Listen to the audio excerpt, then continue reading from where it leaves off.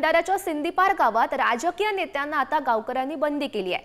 मतदानावरही त्यांनी बहिष्कार घालण्याचा निर्णय घेतल्याचं पाहायला मिळत आहे। राजकीय नेत्यांना गावात प्रवेश केला तर गाडीच्या काचा फोडण्याचा सुद्धा इशारा देण्यात आलाय।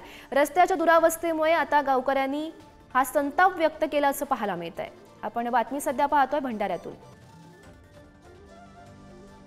जे नेते येतात ते फक्त तात्पुरते उभे होऊन निघून जातात, परंतु ह्या रस्त्याकडे कधीच बघत नाही। आम्हाला दवाखान्यात जायला खूप त्रास होतो आणि एखाद्या व्यक्तीला जर का अर्जंट मध्ये कुठे जायचे असले तर ह्या रस्त्याने जायला खूप त्रास आहे। आम्ही सालेबट्यामध्ये शिकत आहोत। आमचा जाण्या येण्याचा मार्ग खूप खराब असल्यामुळे आम्हाला खूप त्रास होत आहे। काय वाटते एवढ्या तुमच्या गावकऱ्यांनी जो निर्णय घेतलेला आहे बहिष्काराचा, तुम्ही त्यामध्ये सहभागी राहणार? हो, आजपर्यंत आमच्या प्रश्नाला कोणी उत्तर दिलं नाही किंवा ह्या रोडाला कुणी पण या डांबरीकरण किंवा कोणत्याही प्रकारचा ह्या रोडाला दुरुस्ती केलेली नाही।